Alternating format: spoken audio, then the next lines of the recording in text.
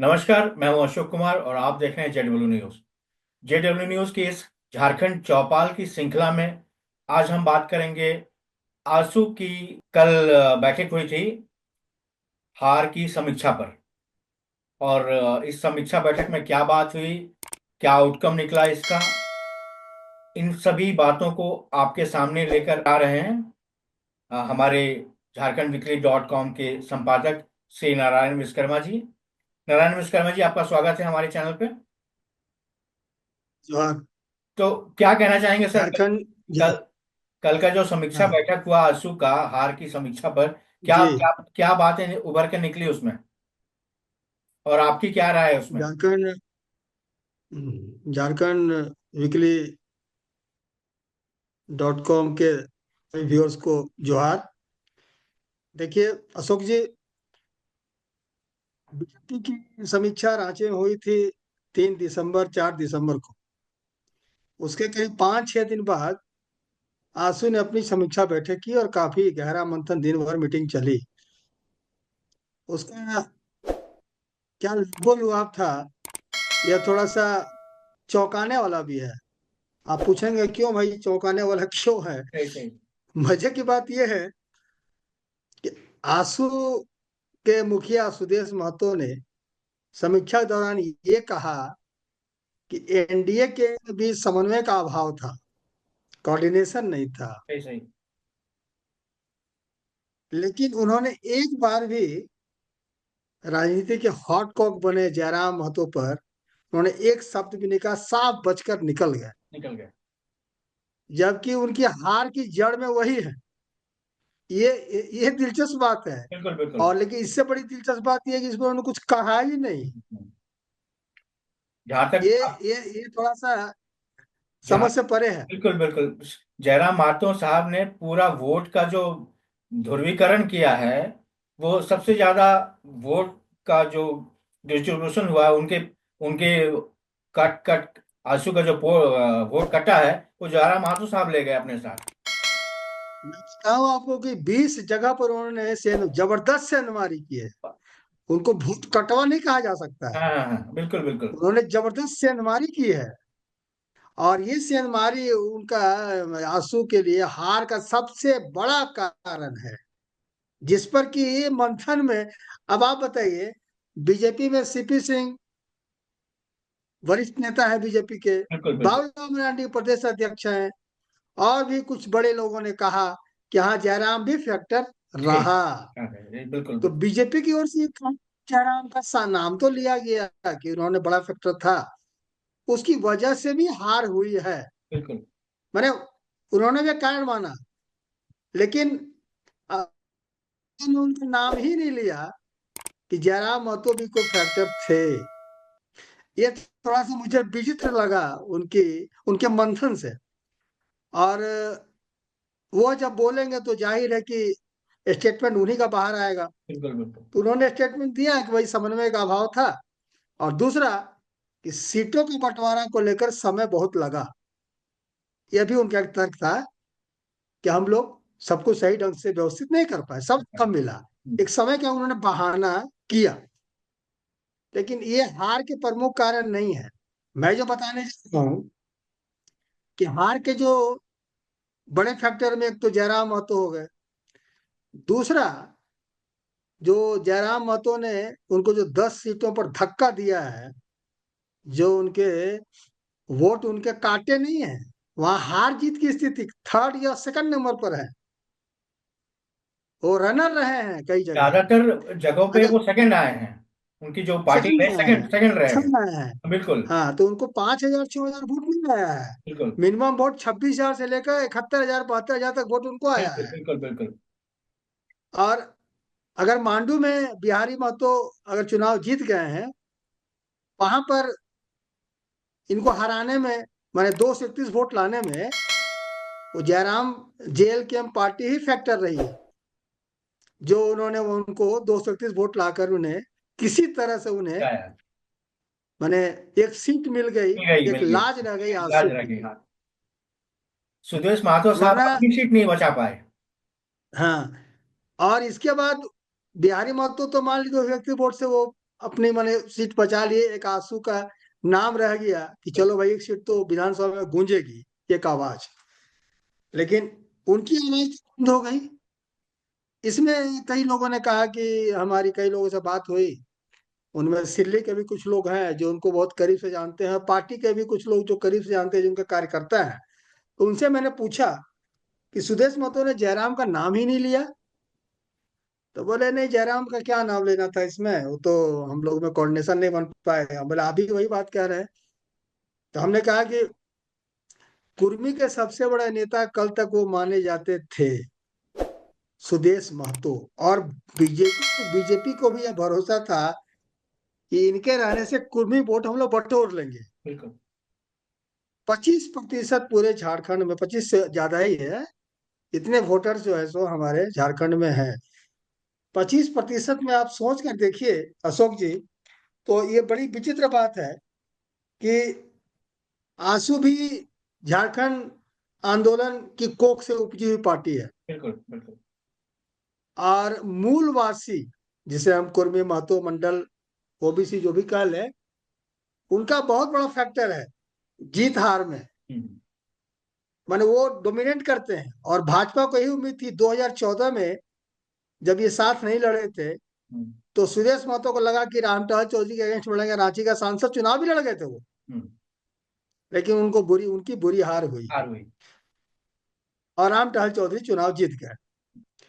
उसी समय को अंदाजा मिल जाना चाहिए था कि कुर्मी की पूंछ जो है सिल्ली से आगे नहीं बढ़ रहा। ये ठीक है कि आप रामगढ़ जीते, क्योंकि आपके वो रिश्तेदार हैं, हम्म। उसका काफी प्रभाव पड़ता है। लेकिन एसटी में शामिल करने का जो मामला था, बार बार आपको याद होगा कि कुर्मी को एसटी में शामिल करो, एसटी में शामिल करो। काफी आंदोलन भी हुआ। जब वो रणनीति बनाने की बात कर रहे हैं कि रणनीति में चूक हो गई या समझ में नहीं रहा, तो आपने कुर्मी को आदिवासी में शामिल करने के लिए कई बार बोला हम्म। अपने भाषणों में, एक बार भी नहीं। नहीं कहा। दूसरी तरफ कुर्माली भाषा को 8वीं सूची में शामिल करना है, ये आंसू के बायोलॉजी में भी है। हम्म। उन्होंने एक बार भी नहीं कहा। नहीं कहा। इसके अलावा भाषा कोड के अलावा अनुसूची में शामिल नहीं करा पाए। दूसरा था कि आपको याद होगा 2010-12 में, 10 11 11 या 12 में, इन्होंने झारखंड को विशेष राज्य का दर्जा देने का बहुत बड़ा आंदोलन छेड़ा था। छेड़ा था। और बरही से बहरागोड़ा तक, वो मुझे बारिश याद है, हाँ। मानव श्रृंखला बनी मैन थी। चेन, हाँ। मैन चेन बनाने की बात की थी उन्होंने। हाँ, बात क्या बाकायदा हुआ मैन था। Chain correct. ये क्या किस लिए हुआ था कि झारखंड को हमको विशेष राज्य का दर्जा दिलवाना है। उस पर उन्होंने उसके बाद से एक शब्द नहीं कहा। तो कुर्मी बिरादरी में जो मैं कारण गिना रहा हूँ, तीन कारण जो मैंने गिनाए हैं, इसको लेकर आक्रोश कुर्मी के अंदर है। और यही कारण है कि खिसक कर जयराम की तरफ शिफ्ट हो गया इनका वोट। और ये इतिहास इनको, कुर्मी समुदाय भी इनको याद दिलाता रहेगा कि आपको हराने वाला एकमात्र आदमी जयराम महतो फैक्टर था, दूसरा और कोई नहीं था। आप कहेंगे ना मैया समान योजना फैक्टर तो नहीं था। मैया समान योजना फैक्टर था तो आंशिक था, मेन था इनका जयराम फैक्टर। इनको जयराम हर सीट पे इनको चुनौती दी है और इनका पकच्चे उड़ा दिए। और ताजुब है कि इस आदमी को अंडरएस्टिमेट कर रहे हैं और बोल रहे हैं, माफ कीजिएगा, बोल क्या रहे हैं, कुछ उन्होंने कहा ही नहीं। कहा ही नहीं। आंसू की ओर से यह सवाल ही नहीं उठा कि अगर कुर्मी महतो अगर फिसल गया हमारे हाथ से, कुर्मी वोट बैंक हमारे हाथ से फिसल गया, तो उसके पीछे की जो असली वजह वो जयराम के अलावा दूसरी पार्टी ही नहीं है। नहीं है, न बिल्कुल। कांग्रेस है, न बीजेपी है, न मैया समान योजना है। ये तीनों फैक्टर नहीं है। फैक्टर सिर्फ और सिर्फ एक ही सिंगल पीस आदमी, इसका नाम है जयराम। जयराम महतो। आप बताइए डुमरी में, अच्छा इनको हम कितने पहले, इससे पहले ही बदल दें, कितने हल्के ढंग से लिया गया। ललन टॉप इंटरव्यू दे रहे थे, हम्म। हम्म। सुदेश महतो। तो जब वो जयराम के वो मेरे को फैक्टर नहीं है, मैंने अवॉइड किया उन्होंने। इतनी लाइटली उनको लिया था जयराम को, और जब ये बुरी तरह उन्हीं के हाथ से मात खाए हैं तब भी कह रहे, तब भी उनका नाम उनके जुआ पर नहीं है। नहीं आ रही। सोच के देखिए, भले उन्होंने एक सीट जीती है लेकिन आपको तो हरवा दिया ना 10 सीट पे। और आपको भाजपा इसी लालच से आपको लाया था कि कुरी में तो वोट ये बटोर लेंगे। लेकिन जो इनका एजेंडा रहा था आंसू का, भाषा को लेकर, कुर्मी को एसटी में शामिल करने को लेकर, एक शब्द भी इन्होंने कहीं नहीं कहा, इसका कहीं उन्होंने उल्लेख ही नहीं किया। नारायण तो सर। क्या संदेशा गया? आप देखिए कि जेएलएम केम को, जयराम पार्टी को, युवा वर्ग और इनका एग्रेशन और कुर्मी समुदाय, ठीक है, मैया समान का आंशिक असर था, लेकिन कुर्मी समुदाय जो था इन पर मैंने छूट के खुल के वोट इनको दिया।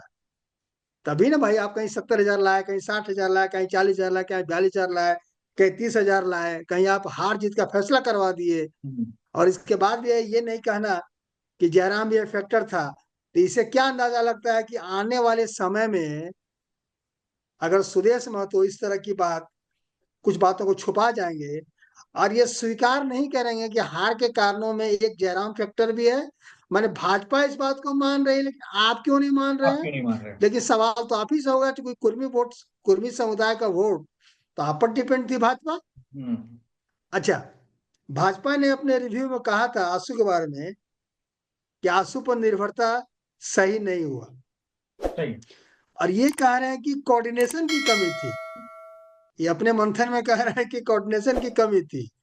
यह बात कोई मानने नहीं जा रहा। नहीं जा रहा। देखिए, सुविधा भोगी राजनीति जो है ना, अगर उस जमाने की बात करें, आज इंडाल जो है, मुरी में इंडाल हम्म। फैक्ट्री, इनका वर्चस्व है।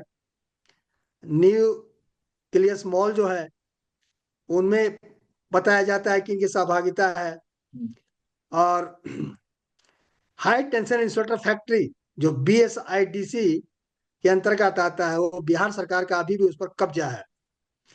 वो एसेट आज तक झारखंड सरकार नहीं ले पाई, और शुरू से ही सरकार में शामिल आंसू की party 5 seat 6 seat 4G 5G 7G 8G बनाकर ये सरकार के सारथी बने, क्योंकि इनके बिना सरकार बन ही नहीं सकती अरे। थी। वो जमाना था। तो वो जमाना जब था, तो उस जमाने में गूंज के खाली सुनाई देती थी सिल्ली में। लेकिन नो डाउट इन्होंने सिल्ली में काम किया है, स्टेडियम बनाया, फुटबॉल स्टेडियम बनाया, पॉलिटेक्निक कॉलेज बनाया, सिल्ली में इन्होंने काम किया। लेकिन अखिल झारखंड स्तर पर, कुछ नहीं। अखिल खत्म। झारखंड के स्तर पर इनकी पहचान, इनकी कुब्बत, इनका रुतबा कभी नहीं चला है। बस 4-5 विधानसभा क्षेत्र छोड़कर जहां इनका प्रभाव था। लेकिन बात तो थी, कुर्मी समाज का 25% है पूरे झारखंड में। तो पूरे झारखंड में अगर आपका रुतबा होता तो आज आपको कम से कम अपनी सीट तो जरूर बचा लेते। बिल्कुल बिल्कुल बिल्कुल। और आपको वही हराया अमित महतो, जो आपको पहले भी हराया। आ चुका। वही नहीं, सीमा महतो उनकी वाइफ भी आपको हराया। हम्म। और तीसरी बार देख लीजिए, फिर आपको वही हराया। हालांकि देवेंद्र महतो भी वहां पर 41,000 वोट वो लाए, और अमित महतो को मिला 73,000 से अधिक, और 49,000 समथिंग मिला आंसू को, माने सुदेश महतो को। और सुदेश महतो को वह वोट मिला जो उसका परंपरागत वोट है। माने वोट की बढ़ोतरी अगर होती कोई है नहीं। तो परंपरागत छोड़कर उससे अलग आपको वोट नहीं मिला, नहीं मिला। बल्कि वो वोट जो युवा वर्ग है वो दिया है इनको, देवेंद्र महतो, देवेंद्र महतो को। देवेंद्र महतो को। वो, हाँ, वो आपको वोट नहीं मिला है। फिर किस बिना पर ये बगैर नाम लिए, अगर आज वो नाम नहीं ले रहे हैं, तो आने वाले समय में ये सूचक है, ये संदेश दे रहा है कि आंसू को नए सिरे से मंथन करना होगा। और एक हिडन एजेंडा, ये भी, ये मेरा सुझाव है, उनकी मानना ना मानना उनकी मर्जी है। अब मुझे उसकी गरज भी नहीं है, लेकिन इनको नए सिरे से कुर्मी समुदाय पर अपनी पकड़ बनाने के लिए जयराम महतो को कमजोरी ये कैसे कर पाएंगे, यह नीति इनको बनाना चाहिए। और इनको, अगर ये बड़े दिल वाले हैं, बड़े उदार वाले हैं, तो इनको आगे बढ़कर जयराम को गले लगाना चाहिए। देखिए, मैं आपको याद दिलाऊं, पहली बार जब दिल्ली में आपकी सरकार बनी ना, हम्म। केजरीवाल की, तो कांग्रेस की बुरी तरह हार हो गई। शीला दीक्षित बनी थी, शीला दीक्षित चली गई, 3 टर्म रही वो वहां की मुख्यमंत्री। मंत्री। तो बड़ा दिल दिखाते हुए राहुल गांधी ने उन्हें गले लगाया और बधाई दी। ये बड़ा उदार दिल उनको भी दिखाना चाहिए था। लेकिन अब किस चीज का घमंड है, क्या गुरूर है आपको? अरे, ये कटसी है, भाई तुम जीता, शाबाश देने के लिए भी आदमी शाबाशी, अरे है तो आप ही का बिरादरी ना। बिल्कुल बिल्कुल बिल्कुल। अरे आज मेरी बारी है, कल उसकी बारी है, आप अच्छा करेंगे फिर आपकी बारी आएगी। जयराम को उन्होंने लिखा पढ़ करके रह लिया कि हम 50 साल हम ही रहेंगे। हाँ ना, सवाल ही नहीं। तो वो 5 साल की, 5 साल, 5 साल का एक टर्म है, जो कोई भी है। अभी देखिए, 39 विधायक हार गया, हम्म। सॉरी 39 विधायक नए आए, मतलब 39 पुराने हारे। हम्म। ये झारखंड की विडंबना है कि हर बार जो है सो आधा से अधिक विधायक हार जाते हैं चुनाव, हाँ हाँ हाँ। चाहे वो जिस पार्टी के रहे।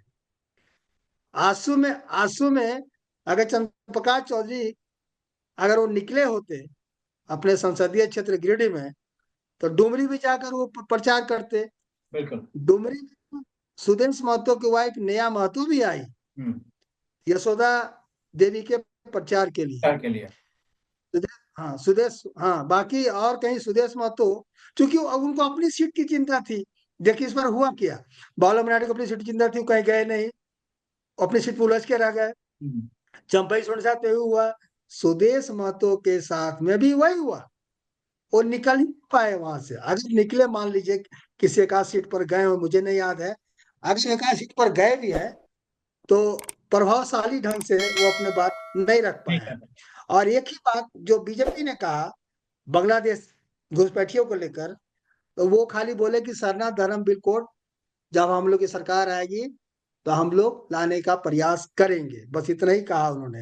लेकिन कुर्मी को आदिवासी का दर्जा देने की पहल हम करेंगे या नहीं करेंगे, जबकि उसके एजेंडे में है, हम्म। लेकिन वो गायब रहा। तो सुविधा भोगी राजनीति करने के लिए, अरे मजे की बात बताऊं मैं आपको, ये 2006-07 में जो मधु कोड़ा की सरकार बनी थी, माने क्या चरित्र रहा है आंसू का, थोड़ा इस पर भी हम लोग को प्रकाश डालना चाहिए और याद दिलाना चाहिए उनको। सब सरकार में इनके बिना सरकार नहीं बनती थी, बगैर शामिल हुए, चाहे अर्जुन मुंडा हो, जो सरकार बनी, चाहे बाबूलाल मंडी सरकार बनी। मजे की बात देखिए, जब मधु कोड़ा की सरकार बनने की नौबत आई, तो ये वहां से निकल गए, लेकिन चंद्रप्रकाश चौधरी उनके मंत्रिमंडल में शामिल हुए। तो जब लोगों ने पूछा, कुछ पत्रकारों ने पूछा, पार्टी की ओर से भी कहा गया कि जब हम लोग उनमें शामिल नहीं है मधु कोड़ा में, तो चंद्रप्रकाश चौधरी क्यों शामिल हुए? तो कहा गया कि हम शो कॉज नोटिस जारी करेंगे। सुदेश महतो ने कहा, 2006-07 की बात है, मुझे अच्छी तरह याद है, विधानसभा से कवर करता था। प्रेस कॉन्फ्रेंस हुआ तो बोला कि चंद्रप्रकाश चौधरी का शो कॉज नोटिस होगा, वो आज तक शो कॉज नोटिस नहीं हुआ। नहीं। और मधु कोड़ा पूरा टर्म पूरा कर लिए, और उसमें फंसे भी चंद्रप्रकाश चौधरी। ये अलबत्ता ये अलग बात है कि बाल बाल बच के निकल गए, पकड़े गए उनके आप सचिव मनोज सिंह, हम्म। जिनके यहाँ से 14 करोड़ का एफडी मिला था। पूछा कि एफडी कहाँ से आपको ऐसा है 14 करोड़? बोला वो मेरे का हम धान बेचे हैं। हरियाणा पंजाब का जो अमीर इंसान किसान तो 14 करोड़ का एफडी करा ही नहीं सकता, लेकिन वो मनुष्य एफडी कराया था। लेकिन लिपापोती मामला हो गया, बहुत सारे ऐसे मामले हैं जो लिपापोती खत्म हो गया, कुछ उस पर हुआ नहीं, पहल कदमी, ठोस पहल कदमी हुई नहीं। लेकिन चंद्रप्रकाश चौधरी आखिर उस पार्टी में क्यों रहे? तो मेरा कहना है कि ये सभी सरकारों में शामिल होती है आंसू। आंसू का एक चरित्र है कि सभी सरकार में शामिल होंगे। और आप बताइए कि गृह मंत्रालय लेना है तो सुदेश महतो को लेना, क्या चलती थी उस जमाने में उनकी, है ना? अमिताभ चौधरी से चुनाव लड़ लिए क्रिकेट क्रिकेट एसोसिएशन का, उसमें भी उनकी बुरी हार हो गई। इसके बाद से जब उनको पहली बार जब अमित महतो हराया तो झटका था वो। इनको लगा हम अपराजय हैं, हम हर बार सिल्ली से जीतेंगे, सिल्ली मेरा गढ़ है। लेकिन गढ़ में आपको एक मामूली सा आदमी हराता है, और फिर दोबारा जब अमित महतो जेल चला जाता है तो उनकी इनको पत्नी की लड़की वो भी आपको हरा देता है। वो भी आती है। वो भी आपको हरा देता है। तो इसका मतलब है आप मान के चलिए कि अब आप ढलान पे हैं। आपकी पार्टी को नए सिरे से एक कंपोजिशन वर्क करना होगा। ये तो हम लोग आपस में बात कर रहे हैं, कह रहे हैं, लेकिन आपको अब लगता है कि इस पार्टी का कोई वजूद बच गया अब? मेरा अगला सवाल आपसे यही है कि क्या आने वाले हम्म। समय में एनडीए का अलायंस जो इनके साथ है वो रहेगा, या फिर क्या उसमें क्या स्थिति है? हाँ, ये इस पर सवाल है, क्योंकि अब तो रहे ना रहे, अब क्या फर्क पड़ रहा है उससे। चंद्र प्रकाश चौधरी सांसद हैं, सिंगल पीस, पूरे 14 लोकसभा में एक सिंगल वो पीस है। और एक बिहारी महतो जो बार बार कह रहे थे कि हमारी सीट से लड़ जाए सुदेश महतो, हम अपनी सीट छोड़ने को तैयार है। 231 वोट से आप खुद जीते हैं, तो सुदेश महतो सिल्ली में जीत गए तो मांडू में जीत जाएंगे। सवाल ही नहीं। अजीब बात नहीं है। बहुत मेरा रिस्क, सिर्फ यही बहुत लगभग रिस्क हो जाएगा, वास्ता वो है। बहुत रिस्क हो जाएगा। वहां एक सीट मिला, वो भी कहीं हाँ, चला ना जाए। वो भी नहीं चला जाए। मैंने ये और आपकी भद्द पिटती अगर आप चुनाव लड़ भी जाते वहां से, तो आपकी भद्द पिट जाती। और ठीक है, बड़ा दिल दिखाया, बिहारी महतो ने कहा कि आप मेरी सीट से चुनाव लड़ जाते, हम सीट छोड़ने को तैयार है। उन्होंने बड़ा दिल दिखाया। हाँ, ये सुदेश महतो ये काम नहीं नहीं, पहले भी हम लोग को पता था कि वो नहीं करते ये काम। तो अपनी औकात पता चल गया सिल्ली में, तो जो अपना गढ़ में नहीं जीता वो आके मांडू में उसकी जगह जीत कैसे जाएगा। जीतना? सही बात। कोई भी सोच सकता है। तो आंसू को नए सिरे से ये सोचना चाहिए, एनडीए में बने रहेंगे या नहीं रहेंगे तो आने वाला समय पता चलेगा। क्योंकि अभी तक एनडीए की बैठक नहीं हुई है। जब एनडीए की बैठक होगी, जिसमें लोजपा है, जदयू है, आसू है और बीजेपी है, ये भी चारों दल बैठेंगे, तब पता चलेगा कि इनकी हैसियत अब क्या रहने वाली है। क्योंकि बतौर आसू सिर्फ तो वो एनडीए गठबंधन में शरीक होंगे ही, उनकी मीटिंग में तो शामिल होंगे ही, लेकिन इनकी भूमिका अब क्या रह पाएगी, इस पर बहुत बड़ा सवाल है अशोक जी। सही सही सही। चलिए नारायण सर, आपने हम्म। बहुत अच्छी जानकारी दी हमारे दर्शकों को। आज के लिए इतना काफी है। और फिर नए चौपाल में नए जरा सिंह। सा रोकेंगे, हाँ माफ कीजिए, बिल्कुल जरा सा बिल्कुल। रोकेंगे अशोक बोलिए जी। बोलिए बोलिए बोलिए बोलिए। आज विधानसभा सत्र जो चालू हुआ, हाँ हाँ। इस नई सरकार जो सरकार दोबारा आ गई, बिल्कुल। सरकार दोबारा जल्दी आती नहीं है, ये पहली बार इतिहास रचा, दोबारा सरकार आ गई। हाँ स्पीकर भी दोबारा बन रहे हैं, रविंद्रनाथ महतो, जो नाला से विधायक है हाँ जेएमएम के। हाँ। फिर वही बन रहा है, बनने को नामधारी भी डबल बने हैं, लेकिन फर्क यह आया है कि सरकार बदली है, उसमें वो बने हैं। वो सरकार रिपीट नहीं होती थी ना पहले, लेकिन सरकार रिपीट हुई है। हम्म, अब ये जयराम की एक बात कहूँ, जयराम आज काफी वहाँ हॉट केक बने हुए थे। हाँ। जयराम महतो नंगे पांव, थोड़ी स्टाइल में, हम्म। उन्होंने सादा रंग के जैकेट पहने हुए, उन्होंने नमन किया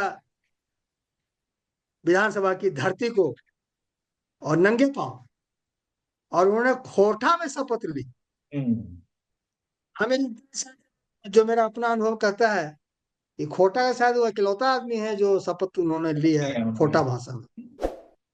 और पत्रकार का कैमरा ज्यादा उधर ही घूम रहा उधर ही था, फोकस था, सही। मैंने भी कोई देखा। सेल्फी लेने के लिए, कोई कुछ लेने के लिए। वो आगे क्या करेंगे नहीं करेंगे, वो तो आने वाले समय हम लोग देखेंगे ना उनको। बिल्कुल बिल्कुल। लेकिन अभी तो वो हॉट कैक बने हुए हैं, नो डाउट। यही कहना था, आगे क्या होता है देखिए। ओके। चलिए, थैंक यू नारायण सर आपका। अगले जो है, जो है, जो है। बहुत जल्द नए श्रृंखला में झारखंड चौपाल में फिर किसी मुद्दे पर बात होगी। तब तक के लिए अपने दर्शकों को विदा करते हैं, और आपसे निवेदन है, आप सभी दर्शकों से, हमारे यूट्यूब चैनल को सब्सक्राइब करें, लाइक करें, और अपने मित्रों के साथ साझा करें। हम आपके लिए सिर्फ और सिर्फ झारखंड से रिलेटेड ज्यादा से ज्यादा खबर लेने लाने का कोशिश करते हैं। हमारे साथ बने रहिए। इसी बात के साथ मैं आप सभी का धन्यवाद देता हूँ। नमस्कार, जोहार। Thank you.